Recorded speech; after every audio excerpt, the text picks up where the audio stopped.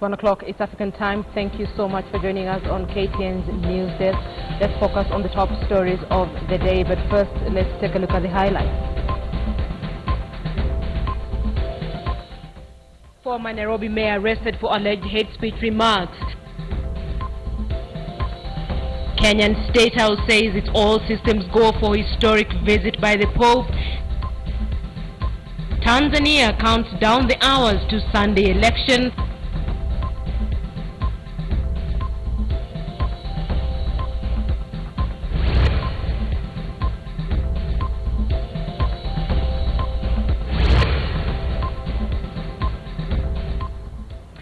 Welcome. Let's look at a story that has been the focus of many Kenyans in the last couple of days, and that happened here in Nairobi, where former Nairobi Mayor George Aladwa has been arrested by flying squad officers and taken to Kilimani police station. Aladwa's arrest follows Tuesday public rally by the opposition, where he is alleged to have made remarks considered to be hateful and insightful. KTN senior political reporter Sam Ogina is currently on that story. We'll be able to speak to him in just a few minutes for him to tell us what is going on at the Kilimani police station, where we understand Aladwa has been taken. Now, still in Kenya, the death toll in the Isiolo-Meru conflict has risen to 8, up from 6 deaths. The border conflict has seen agro-pastoralists from the Borana community in Isiolo and the Meru from Meru North clash. Leaders from both regions have issued statements over the matter, with each side condemning and blaming the other for incitement and escalation of the violence among Kulamawe and Mutwati areas. Isiolo Governor Godana Doyo has accused the security personnel of favoring the Meru side and taking orders from them. Meru Governor Peter Munya on his part says it is time the national government intervened in the matter, as clashes along the border are rampant. Authorities suspect that cattle rustlers stole livestock from farmers in Igembe North, killing the 5 men. They are reported to have fled with close to 1,000 heads of livestock, including sheep and goats.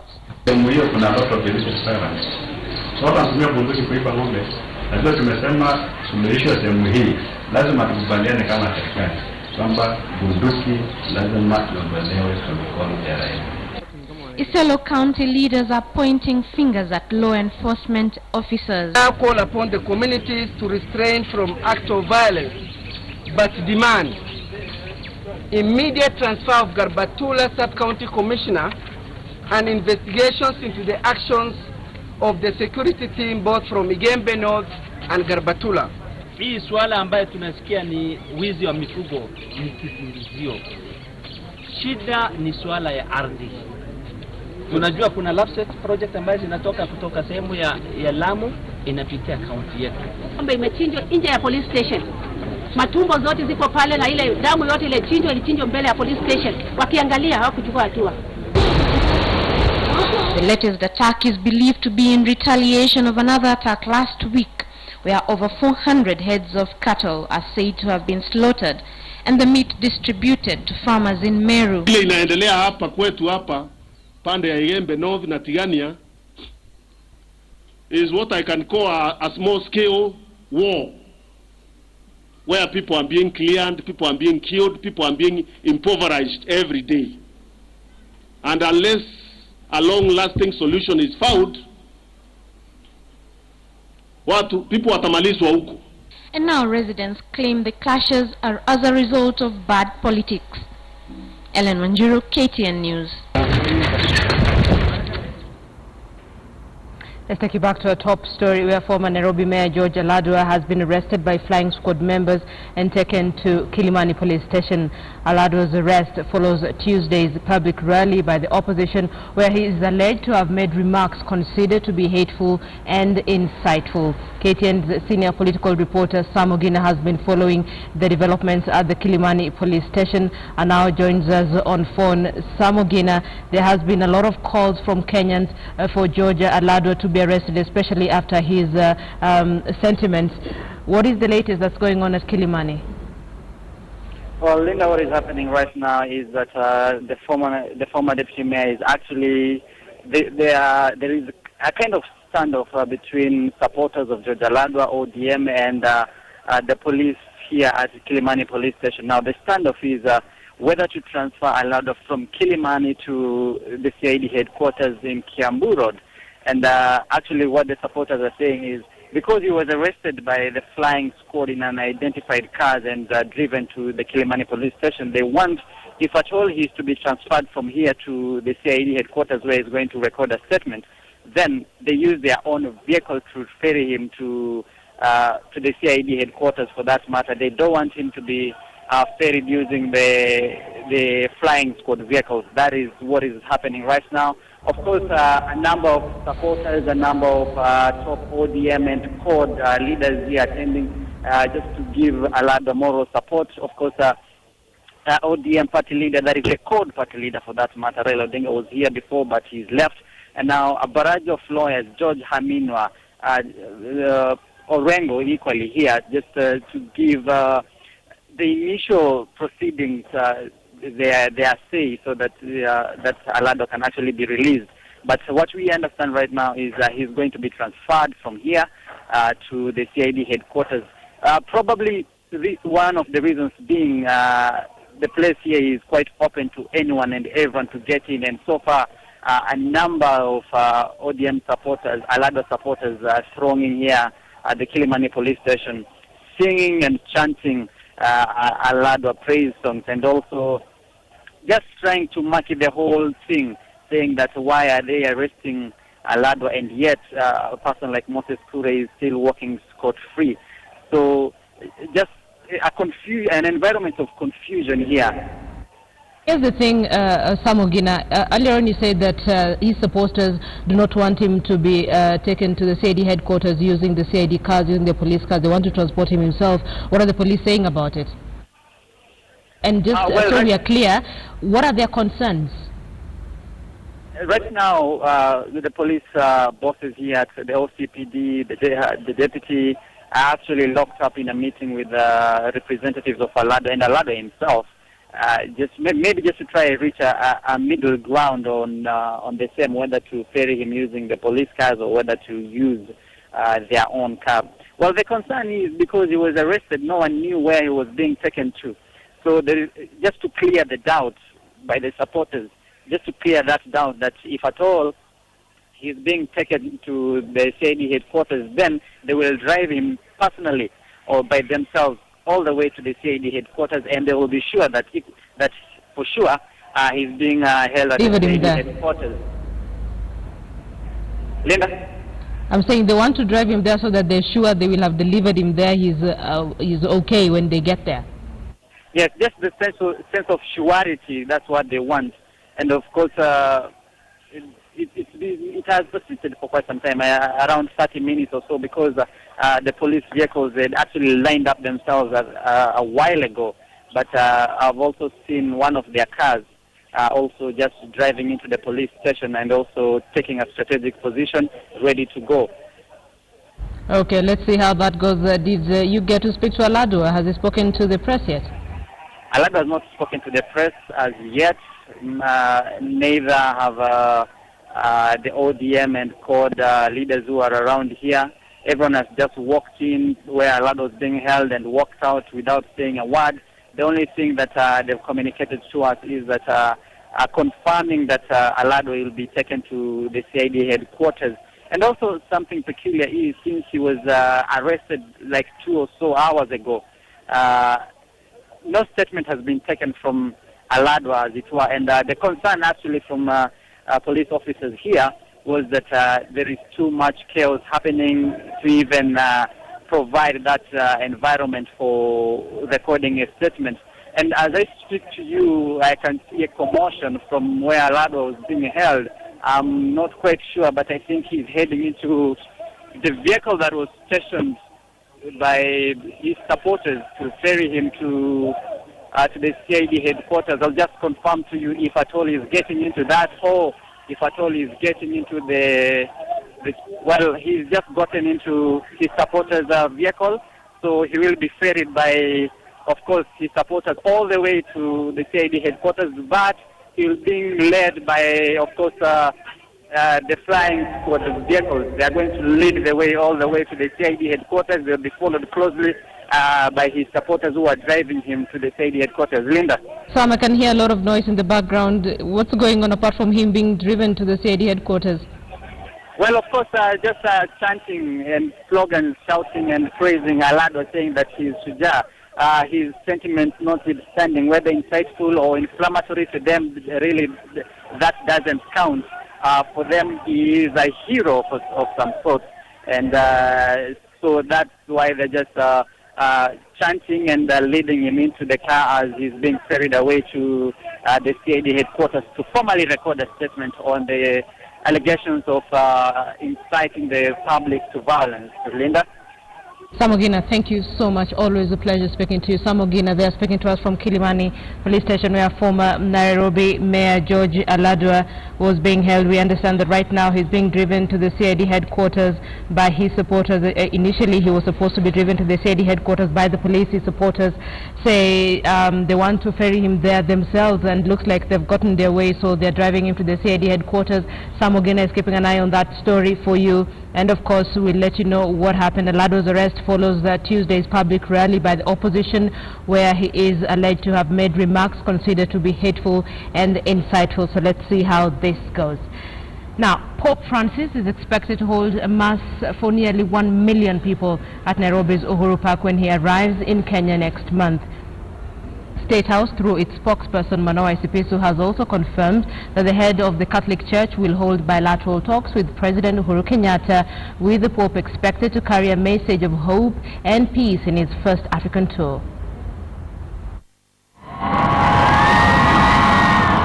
When Pope Francis arrives in Kenya in exactly 33 days, millions of Catholic faithful in Kenya will be pregnant with the expectation of a message of love, peace and reconciliation from the global head of the Catholic Church. And the message from State House over the visit is clear, that it is all systems go. We will then hold bilateral talks at State House with the President, as well as other senior, meet other senior government officials. The Pope is expected to receive the highest honor given to any foreign dignitary visiting the country, a 21-gun salute from Kenya's military. He is then expected to address the nation live from State House. The best is being done to get all logistical provisions, and the schools and hotels and pastoral centers and guest houses have been alerted to prepare for that. May the Lord open the hearts. Pope Francis was elected to head the Catholic Church on the 13th of March 2013 and will be making his maiden visit to the continent since his election. But over the last year, the head of the security at the Vatican has expressed concern over the security of the Pope following a rise in religious extremist groups, a concern that State House says has been covered. During his 3-day visit, the Pope, known for his love for the youth, is expected to hold a brief session at the University of Nairobi before heading to Uhuru Park for a mass that may attract up to 1 million faithful. The Pope will also address the youth at the Kasarani Stadium on his final day, with the hope that the message of peace resonates from the young generation. The numbers invited to the event are nearly 200,000. Which means that the stadium itself will be covered. The outflow area, the warm-up area will be covered by more people than the people outside, inside.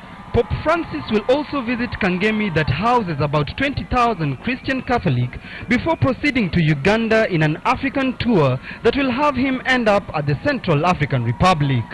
Timothy Otieno, KTN News. Members of Kakamega County Assembly yesterday unanimously approved a motion to suspend the Assembly Speaker Maurice Buluma and Clerk Patrick Kawesar over alleged misappropriation of public funds and gross misconduct. The House resolved to form an ad hoc committee that will investigate the conduct of the two and forward the recommendations to the Assembly for deliberations. The motion was moved by Assembly member Cleophas Malala, who claimed there was clear evidence of embezzlement of funds. Kakamega County Assembly wrangles follow closely on the standoff in Murang'a County that saw the adoption of a motion to impeach the governor. Wa kususpend speaker na clerk wa assembly kwa sababu sisi kama county assembly ya Kakamega tumeona kwamba uongozi wao haunufaishi watu wa Kakamega County. Unaona kwamba sisi kama assembly hatujiongozwa vizuri kwa mambo ya miswada na kwa mambo ya kutengeneza sheria. Hawa watu mshahara yao ni mshahara kubwa sana. Ukiwauliza mara ngapi wanakuwa kwa assembly kuanzia asubuhi mpaka jioni, waanza kuambia from Monday to Friday they can only count about 4-5 hours for the whole week. Kwa hivyo wanauliza Kamwaza asitulaumu. Sisi tumefanya ili kitu tumekuwa tukimwambia kila wakati na tumesema akae kando bila mambo ya uvumi iko mingi, mambo ya pesa misappropriation iko mingi. Nataka tuchunguze tujue ni ukweli ama si ukweli, si ukweli. Ikiwa ni ukweli atarudi kazi. Kama si ukweli watakaa nyumbani. Let's cross borders now in Tanzania as citizens prepare for Sunday's general election. KTN's Mercy Kandiye spent the morning with the family of one of the opposition candidates, and she now joins us on phone from Arusha. Kandiye, if you can hear me, what did they have to say? What do you have from Tanzania? Yes, thank you very much, Linda. We are currently in an area known as Monduli. Monduli is one of the home tasks of one of the contestants, Edward Lowassa, who's vying under the opposition for the elections of Tanzania that are expected to be held here on the 25th on Sunday. Linda, some of the issues that some of the residents here are talking to us about include education, also electricity being a major issue. Even as we talk right now, Linda, there's no electricity here in Arusha, Tanzania. Youth employment, water being one of the key issues that they want their leaders to address. Remember also, Linda, where we are currently in an area known as Monduli is where one of the presidential contenders, Edward Lowassa, grew up. They call him here Machine because they say that he works overtime for the residents here. And also what they are saying is that they want Tanzania to set the example of peace in the East African region. Remember, Linda, what analysts here have said, that it's one of the elections that is hotly contested between Chama cha Mapinduzi and Ukawa. Linda. Okay, so it's just 2 days to the presidential election, Mercy. How are the preparations so far from where you stand, from what you've seen? Yes, the little activity here in Monduli, Linda, and some activities, especially in Arusha. But Linda, remember, tomorrow is the last day for campaigns. We're being told that tomorrow even the members of parliament from these areas will be winding up their campaigns.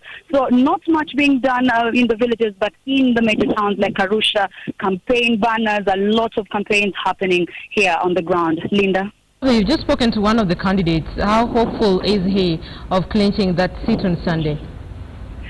Linda, we've not managed to talk to one of the candidates. However, we have talked to one of the sisters of Edward Lowassa, and we'll be showing our audiences this particular interview in our subsequent bulletins. But Linda, they are very hopeful, especially in this area. Remember, Linda, that Arusha is one of the strongholds of Edward Lowassa. They are being very hopeful that he will definitely take this seat. Linda.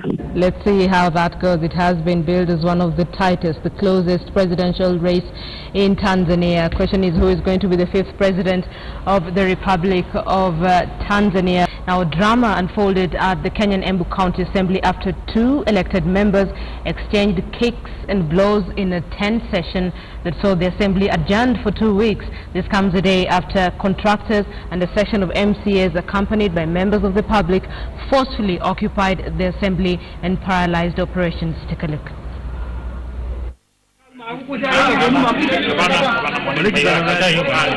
Amazing scenes unfolded in the grounds of the Embu County Assembly when fisticuffs were exchanged to resolve differences. It all started when Gaturi South MCA John Mwangi, who is allied to Governor Martin Wambora, started insulting his Mavuria ward counterpart Joseph Mwaniki. Mwangi had seemingly gained Dutch courage after imbibing some stuff. Mwaniki could not take the insults lightly and decided to fight back. Other members of the county assembly had to intervene and separate the two. Their fight even blocked the speaker's procession to the debating chambers. After orderly separated the warring party, the speaker was allowed into the chambers for the session. Honorable member, Mr. Speaker!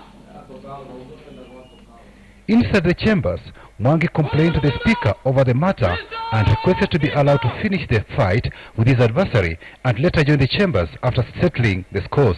The speaker was not amused. Deal with him outside instead of taking to the sergeant and town in this. Let us not even waste time demonstrating. Let us not waste time threatening one another. Let us not waste time intimidating one another, because none of those shall work. On Wednesday, operations in the assembly were paralyzed after contractors and a section of the members of the public stormed the chambers. They wanted to force the speaker to allow debate of the 806 billion shillings supplementary budget. The speaker condemned the action. What is the biggest shame in this assembly? To see a gang of human beings charging with hammers, charging with metal bars at the speaker in the name of contractors. Honorable members, I still need to be shown contractors in the county of Embu who have no shoes as yet, who are in dirty torn t-shirts as yet. I want to see those contractors. Mate insisted that he will not allow any canvassing and discussion of the supplementary budget in the House since there was a valid court order stopping debate on the same. Avoidance of doubt. While I am the Speaker of the County Assembly of Embu, a matter before court of any nature shall not be canvassed or defeated in this assembly. Majority Leader Andrew Mbisi Masakwa moved a motion to adjourn the assembly until November 6th to allow members to go and mediate on their character, which he said has not depicted them as honorable members. Patrick Amimo, KTN News. Let's look at sports now. The second Football Kenya Federation Premier League has been suspended indefinitely, and that's until some contentious issues affecting the league are addressed.